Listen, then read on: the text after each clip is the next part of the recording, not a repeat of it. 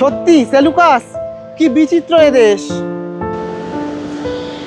এইরকম রূপ এই বর্ষাকালে আসলেই দেখতে পাবে। তো ফ্রেন্ডস, আমরা এখন পৌঁছে গেছি সেই দন্তেওয়াড়ার দন্তেশ্বরী সতীপীঠে। এই যে দন্তেশ্বরী মায়ের মন্দির। এখানে অনেকগুলো ছোট ছোট, ওইদিকে একটা, ওইদিকে একটা, এরকম বিভিন্ন রকম এখানে একটা ওয়াটারফল একসঙ্গে আছে বলে চিত্রধারা, মানে অনেকগুলো ধারা, তাই জন্য ওয়াটারফলটা নাম হচ্ছে চিত্রধারা ওয়াটারফল। এই যে বালাজি মন্দির।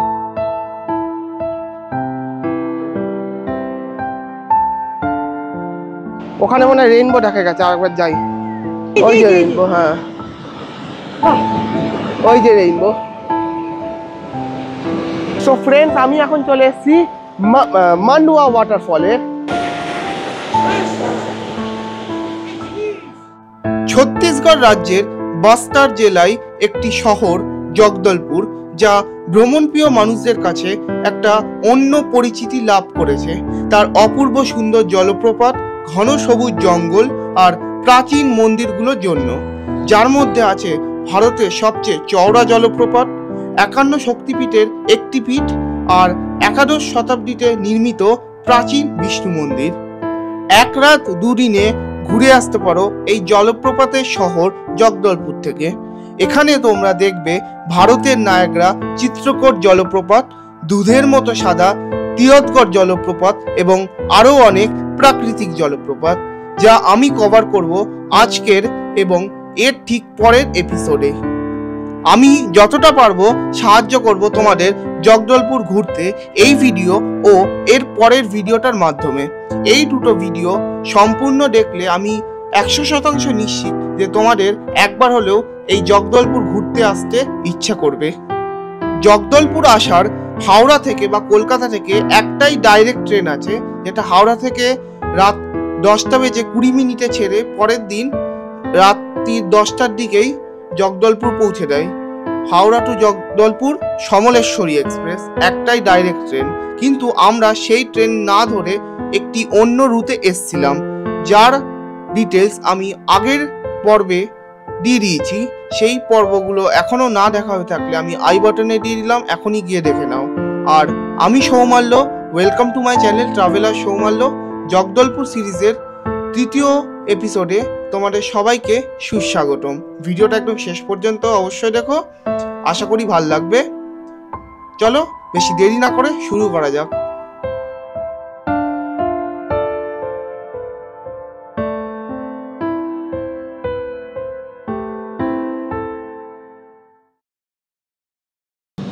ফ্রেন্ডস, আমরা 10 মিনিট লেটে পৌঁছে গেছি জগদলপুর। এখানে পৌঁছানোর টাইম ছিল 11টা, এখন বাজে 11:10। এবার সব গুছিয়ে গেছে, নামবো। ফ্রেন্ডস, আমরা পৌঁছে গেছি এই জগদলপুর স্টেশনে, নেমেও গেছি।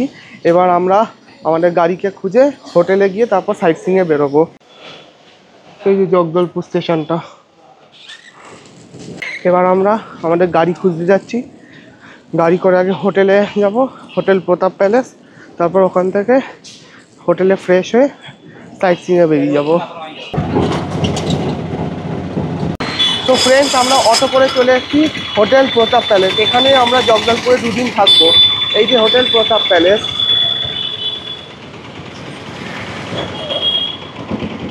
এটা ঠিক ওই মেন রোডটার ওপরেই। এই যে মেন রোড, আর ঠিক ওপরেই হোটেল প্রতাপ প্যালেস। ফ্রেন্ডস, আমরা এই হোটেল প্রতাপ প্যালেসে এসেছি। এখানকার রুমটা দেখায়। এখানকার রুমে চাবি নেই, এরকম একটা কার্ড আছে, কার্ডটা দেখে চাবি, মানে চাবির মতো। ওই যে এই আওয়াজ হলো, এবার খুলবে। খুলে এইখানে কার্ডটা রেখে দিতে হবে। আর এটা বাথরুমটা। এদিকে কোমোড, এদিকে মিরর, এদিকে একটা বিশাল বড় শাওয়ার আর ফ্রেশ আছে। এদিকে টাওয়াল দিয়েছে। আর এদিকে আলমারির মতো একটা লকার আছে। এদিকে একটা বড় মিরর, এখানে complimentary milk powder, sugar, coffee. আর এটা ডবল বেড, এখানে একটা এক্সট্রা বেড দিয়ে দেবে।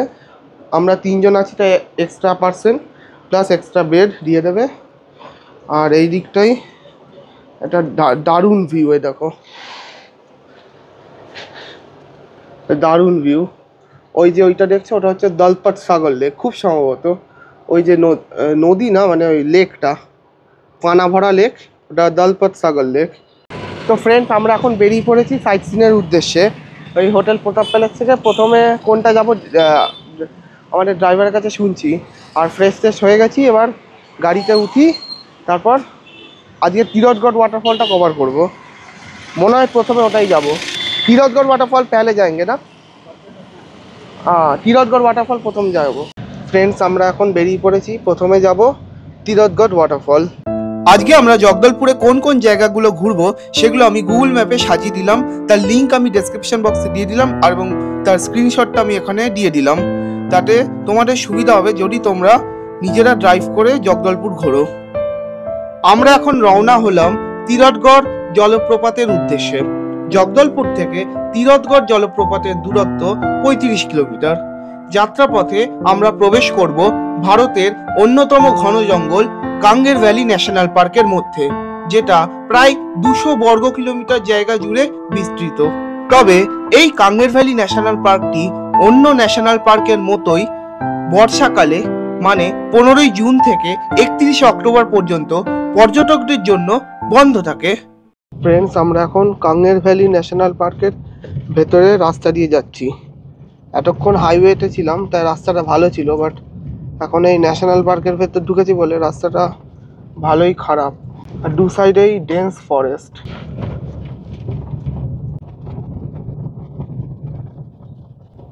এই যে welcome to Kanger Valley National Park Jagdalpur. এর ভেতর দিয়ে সাফারি হয়। সাফারি এই সাইডে, ওয়াটারফল আমাদের এই সাইডে। আচ্ছা, এই দিকটা দিয়ে সাফারি হয়। নভেম্বর মাস থেকে শুরু হয়, বর্ষাকালে বন্ধ থাকে। আর এই দিকটাই আমাদের তিরথগড় ওয়াটারফল। বর্ষাকাল হওয়ার জন্য এখন পার্ক বন্ধ আছে, তবে কাঙ্গের ভ্যালি ন্যাশনাল পার্কের মধ্যে দেখে নেওয়া যায় কুটুবেশ্বর গুহা, কৈলাস গুহা, কাঙ্গের ধারা, কৈলাস ঝিলে ব্যাম্বু রাফটিং ও তিরথগড় জলপ্রপাত। তবে তিরথগড় জলপ্রপাতটি ঘন জঙ্গলের মধ্যে না থাকার জন্য সারা বছরই পর্যটকদের জন্য খোলা থাকে। এই যে আমরা তিরথগড় ওয়াটারফলের খুব কাছে চলে এসেছি। সো ফ্রেন্ডস আমরা পৌঁছে গেছি এখন তিরথগড় ওয়াটারফলের খুব কাছে। এর পরে আর গাড়ি যায় না, এইখানে সব গাড়ি পার্কিং দেখতে পাচ্ছ। এখানে আমরা আমাদের গাড়িটা পার্ক করে এখান দিয়ে হেঁটে যাব। ফ্রেন্ডস আমরা এই তিরথগড় ওয়াটারফলে এখানে এসেছিলাম, কিন্তু সামনের এই গেটটা অত্যাধিক বৃষ্টির জন্য অনেক জলপ্রপাতের স্রোত হয়ে যাওয়ার জন্য এখন গেটটা বন্ধ আছে।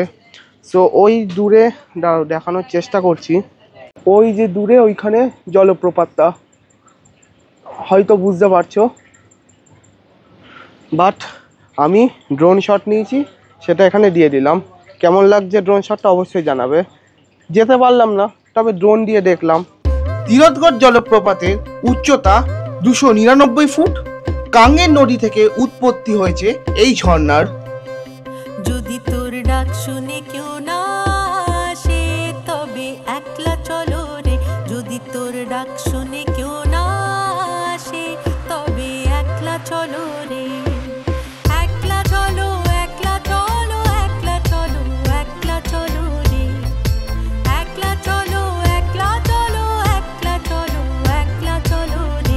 যদি তোর ডাক শুনে কেউ না আসে তবে একলা চলো রে। যদি তোর ডাক শুনে কেউ না আসে তবে একলা চলো রে।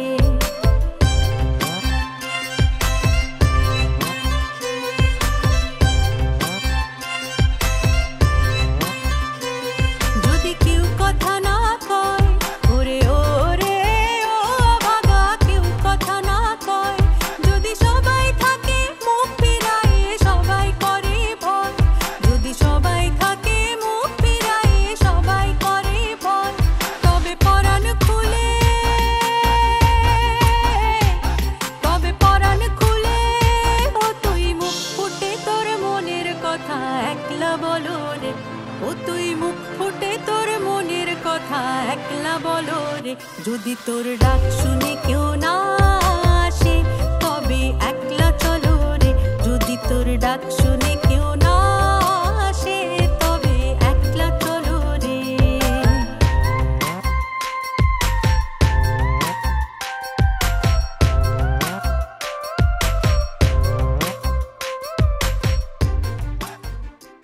ফ্রেন্ডস, আমাদের ড্রোন শট নেওয়া হয়ে গেছে, এবার গাড়িতে এসে বসি। যাওয়ার পথে আর একটা অ্যাঙ্গেলে কিছুটা দেখা যায়, সেটা যদি মোবাইলে পারি তুলবো, জানি না হবে কি না। আর ড্রোন শটটা তুলেছি, দেখলে আশা করি ভালো লেগেছে। আর আসার পথে এক জায়গায় পড়েছিল, তখন দাঁড়াইনি, এদিকে এলাম বন্ধ বলে আবার ফিরে যাচ্ছি ওইখানে। ওই জায়গাটাকে কিছু একটা অ্যাঙ্গেলে দেখা যায়, পুরো দেখা যায় না, একটা অ্যাঙ্গেলে দেখা যায়, সেটাই দেখবো। আর এখানে পুরো ফাঁকা একটা জায়গা, এখানে পার্কিংয়ের জন্য। এখানে কিন্তু কোনো এন্ট্রি ফি আপাতত এখন লাগলো না। আমি যখন ভিডিওটা শ্যুট করেছিলাম সেটা ছিল সেপ্টেম্বর মাসের মাঝামাঝি সময়। তখন ভরা বর্ষায় কাঙ্গের নদী পরিপুষ্ট হয়ে ভয়ঙ্কর আকারের তীরথগড় জলপ্রপাতের সৃষ্টি হয়েছে, যার দরুন জলপ্রপাতের একদম সামনে পর্যটকদের যেতে দেওয়া হচ্ছিল না, তাই আমাদের কোনো এন্ট্রি ফি লাগেনি। তবে সাধারণত প্রত্যেক গাড়ি পিছু লাগে পার্কিংয়ের বাবদ 50 টাকা করে। ভারতীয় নাগরিকদের জন্য মাথাপিছু লাগে 50 টাকা, বিদেশি পর্যটকদের জন্য লাগে মাথাপিছু 150 টাকা, ক্যামেরা চার্জেস 25 টাকা, আর ভিডিও ক্যামেরা চার্জেস 200 টাকা। ফ্রেন্ডস, আগের ড্রোন শটটা তো দেখলেই, আর এখান থেকে একটা অ্যাঙ্গেলে মোটামুটি দেখা যাচ্ছে ওপর পুরো যে নিচ পর্যন্ত পড়ছে সেটা দেখা যাচ্ছে না। দেখো এই যে কিছুটা দেখা যাচ্ছে।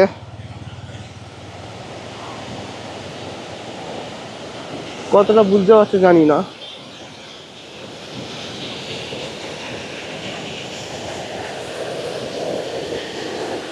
ওই দেখো,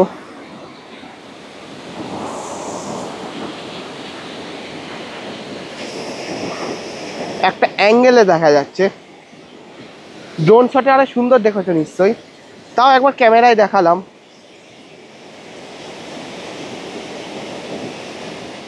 আমাদের এখন তীরথগড় ওয়াটারফল দেখা হয়ে গেছে, এবার যাচ্ছি মানওয়া ওয়াটারফল।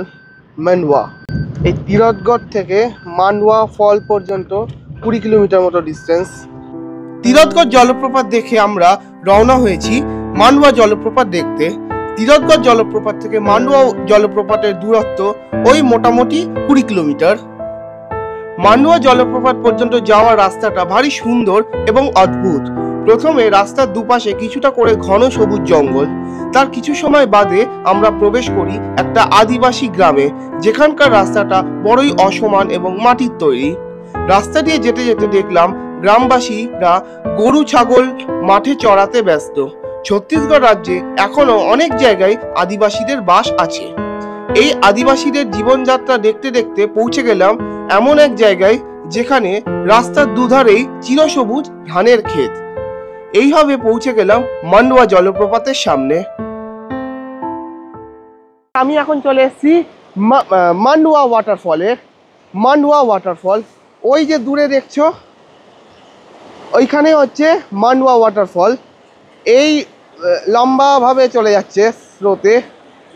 আর এইখানে একটা ম্যানমেড ক্যানাল করা আছে, যেখান থেকে জলটা নিয়ে এসে কৃষিকাজে লাগছে বা অন্য কাজেও লাগবে। মেন ওয়াটারফলটা ওই দিকে আছে, চলো আমরা যাই, এখানটায় পেরিয়ে যেতে হবে।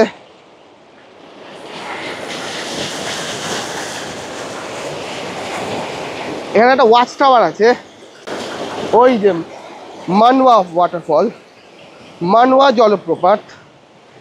ওহ দারুণ!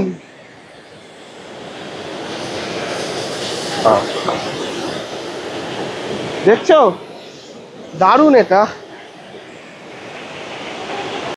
ফ্রেন্ডস, আমরা এখন আর একটা ওয়াচ টাওয়ারে যাচ্ছি। আর একটা শেড মতো, ওয়াচ টাওয়ার বলাটা ভুল হবে, মানে শেড করা আছে।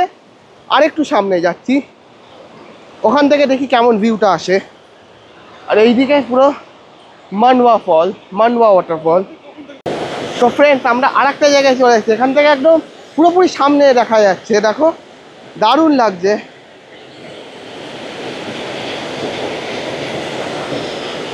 চারদিক দিয়ে জল পড়ছে, সুন্দর লাগছে।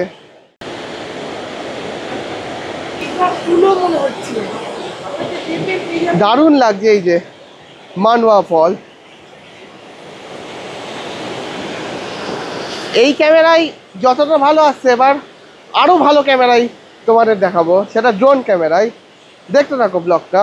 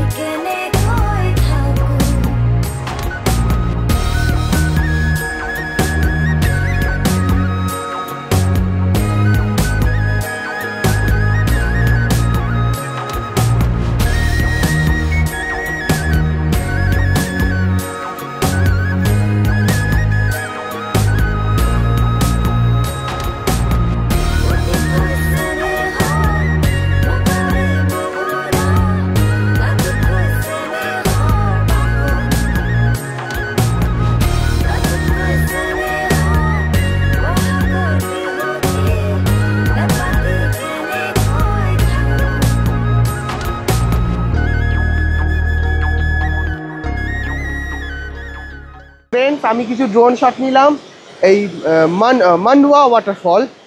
অনেকগুলো ওয়াটারফল তো নামগুলি আছে, এটা মান্ডুয়া ওয়াটারফল, আগেরটা ছিল তিরথগড় ওয়াটারফল। তো অনেকগুলো ড্রোন শট নিলাম, নর্মাল ভিডিও নিয়েছি।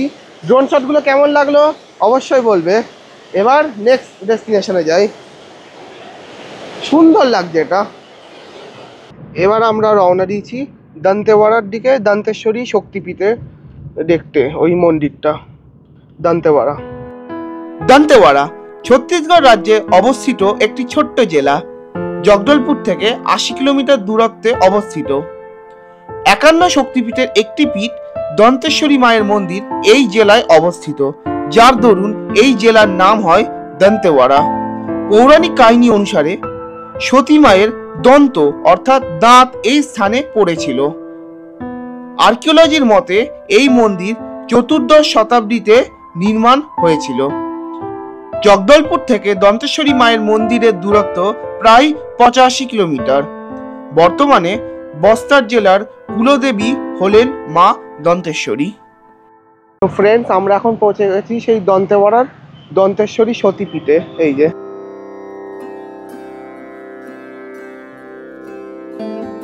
প্রত্যেক বছর দশেরার সময় এখানে খুব বড় উৎসব হয়। ছত্তিশগড়ের বিভিন্ন জায়গা থেকে সব আদিবাসীরা এবং বিভিন্ন রকম ট্রাইবাল এবং হিন্দুরা এসে এখানে পুজো দেয় এবং এখানে খুব একটা জমজমাট অনুষ্ঠান হয়। তাই তোমরা আসলে দশেরার সময়টা অ্যাভয়েড করেই এসো।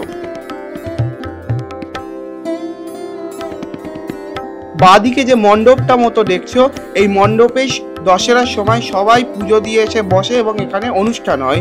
আর ডান দিকে দেখতে পাচ্ছ লক্ষ্মীনারায়ণের একটা ছোট্ট মূর্তি, আর কিছুটা এগিয়ে গেলে আমরা দেখতে পাবো এই একটা হনুমানজির মূর্তি। চলো এগিয়ে এবার ভেতরে দন্তেশ্বরী মায়ের মন্দিরে যাওয়া যাক। সো ফ্রেন্ডস, এটা হচ্ছে সেই দন্তেশ্বরী সতীপীঠ, সেই দন্তেশ্বরীর মায়ের মন্দির। এইটা দন্তেশ্বরী মায়ের মন্দিরে প্রবেশ করার মূল দরজা বা মেইন গেট বলতে পারো। দন্তেশ্বরী মায়ের মন্দিরের ভেতর ফটোগ্রাফি অ্যালাউ না, তাই আমি দন্তেশ্বরী মায়ের মূর্তিটা দেখাতে পারলাম না। তবে বাইরে একটা পোস্টার আছে, সেই পোস্টারে দন্তেশ্বরী মায়ের মূর্তিটা কেমন আমি দেখিয়ে দিলাম। আর এইবার আমরা প্রবেশ করব দন্তেশ্বরী মায়ের মন্দিরের ভেতর। এই যে দন্তেশ্বরী মায়ের মন্দির, বাইরে থেকেই ছবি তোলা, ভেতরে অ্যালাউ না, বাইরে থেকেই তুলে নিচ্ছি।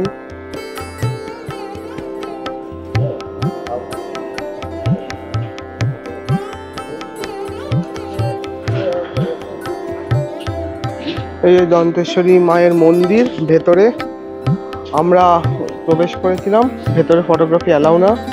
দর্শন করলাম, খুবই ভালো লাগলো। এর ভেতরে অনেকগুলো মূর্তি আছে, গণেশ মূর্তি, আরো সব মূর্তি আছে। এর ভেতরে চলে যাবে ওই দরজাটা দিয়ে, ভেতরে দর্শন হয়ে যাবে। দন্তেওয়াড়ার দন্তেশ্বরী শক্তিপীঠের দন্তেশ্বরী মায়ের মূর্তিটা কালো পাথরের তৈরি।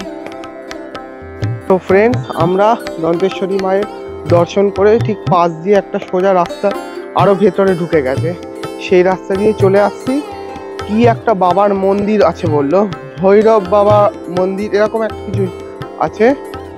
ওনার দর্শন না করলে এই পূর্ণ হয় না, মানে প্রথমে দন্তেশ্বরী মায়ের দর্শন করতে হয়, তারপর এনার দর্শন করতে হয়।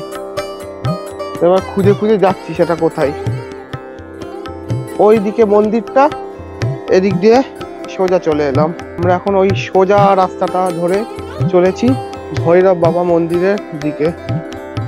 এই সোজা রাস্তাটা পাশে দেখবে একটা বড় গার্ডেন আছে।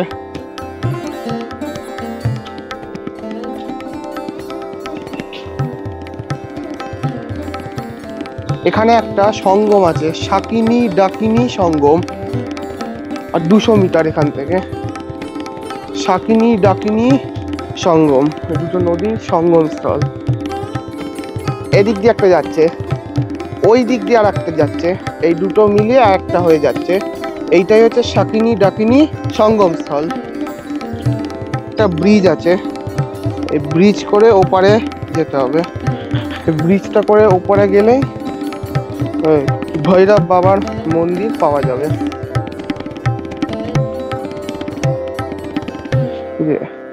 কোনো একটা নদী হবে শাকিনী, কোনো একটা নদী হবে ডাকিনী। ওই একটা, এই যে এদিক দিয়ে বয়ে যাচ্ছে এটা, ওই দিক দিয়ে বয়ে যাচ্ছে এটা, এই যে সঙ্গম স্থল।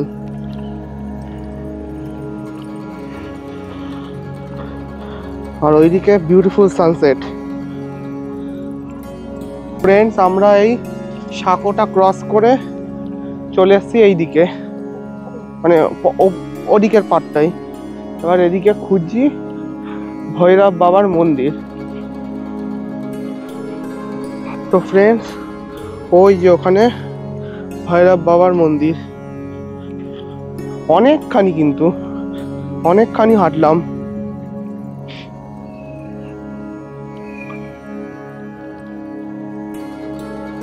আর বিকেলে এসে এখানটা ভালোও লাগছে বেশ। যে ভৈরব বাবার মন্দির, ভৈরব বাবার মন্দির, এই যে ভৈরব বাবা। তো ফ্রেন্ডস, আমাদের ভৈরব বাবার দর্শন হয়ে গেছে, এখন আবার ফিরে যাচ্ছি। অনেকখানি রাস্তা।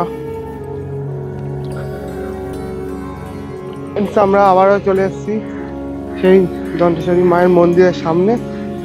অনেকখানি হাঁটা কিন্তু ওই ভৈরব বাবার মন্দির থেকে এই পর্যন্ত। লাস্ট এখন এবার বেরোচ্ছি। আজকে আর কোনো স্পট নেই, এবার হোটেলে ফিরি। চলো।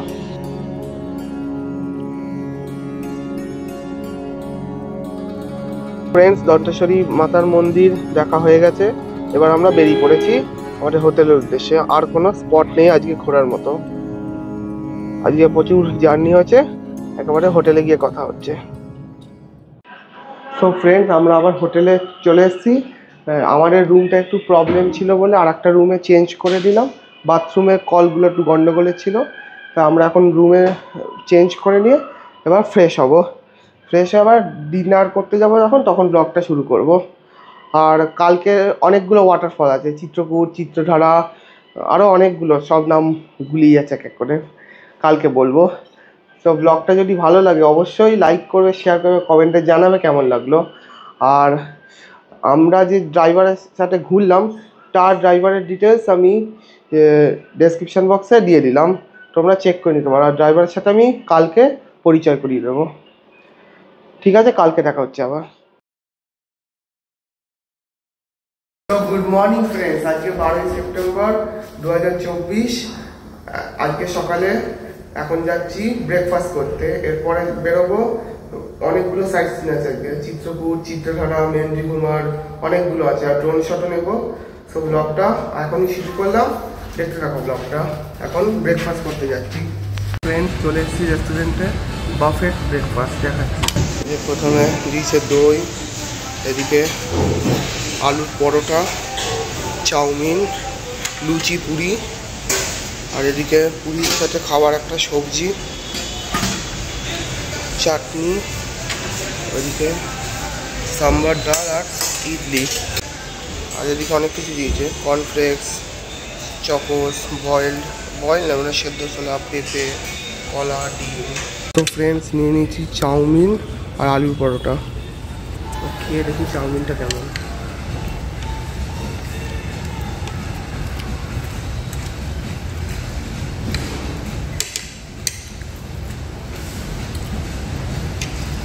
এখানকার চাউমিনগুলো ভাঙা ভাঙা, মানে আমাদের ওখানে যেমন চাউমিনগুলো একটা লম্বা থ্রেড, সেরকম না, ঝুড়ি ঝুড়ি ঝুড়ি। মোটামুটি ভালো লাগছে। বাদাম টাদাম দিয়েছি। আমি এখন ফ্রাই করছি আলুর পরোটাটা। আলুর পরোটার ভেতর যে আলুর পুরটা, ওটা হালকা দক্ষিণী ছোঁয়া আছে বলে দইয়ের সাথে ঠিক আমার ভালো লাগছে না। যে নারকলের চাটনি দিয়েছে ইডলির সাথে, ওই নারকলের চাটনিটার সাথে খাচ্ছি ভালো লাগছে। আলুর পুরটার মধ্যে দক্ষিণী ছোঁয়া আছে, কারি পাতা আর যেসব দক্ষিণের মশলাগুলো ইউজ হয়, ভালো লাগবে বেশ। ফ্রেন্ডস আমি এখন নিয়ে নিয়েছি একটা অমলেট। আমাদের ব্রেকফাস্ট হয়ে গেছে, এবার রুমে চলে এসেছি। এবার ফ্রেশ হয়ে চান টান করে রেডি হয়ে বেরিয়ে পড়বো সাইট সিনের উদ্দেশ্যে। আজকে অনেকগুলো ওয়াটারফল আছে। ব্লগটা দেখতে থাকো। আমার চ্যানেলে নতুন হয়ে থাকলে অবশ্যই চ্যানেলটাকে সাবস্ক্রাইব করে বেল আইকনটা প্রেস করে দাও, এরকমই ব্লগ তোমরা আরও পেয়ে যাবে। সো ফ্রেন্ডস আমরা এখন বেরিয়ে পড়েছি, রেডি হয়ে সাইট সিনের উদ্দেশ্যে। গাড়িতে উঠি, চলো প্রথমে কোথায় যাব আগে জিজ্ঞেস করি। আর আজকে আমাদের ড্রাইভারের সাথে ইন্ট্রোডিউস করে দেবো। চলো বসি।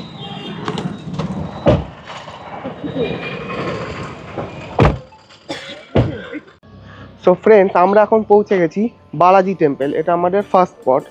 বাইরে থেকে একবার দেখে নাও, এইরকম। ভেতরে কতটা ফটো তুলতে পারবো জানি না, যে উপরে এরকম চূড়া মতো। এটা বালাজি টেম্পল। চলো এবার ভেতরে প্রবেশ করা যাক। এই যে বালাজি মন্দির। তিরুপতির বালাজি মন্দিরের মতোই জগদলপুরের এই বালাজি মন্দির উৎসর্গ করা হয়েছে ভেঙ্কটেশ্বর স্বামীকে। মন্দিরের নির্মাণ ও স্থাপত্য শিল্পে দক্ষিণ ভারতের ছোঁয়া আছে। জগদলপুরের দন্তেশ্বরী মন্দিরের মতোই এই বালাজি মন্দিরও স্থানীয় মানুষদের কাছে খুবই জাগ্রত।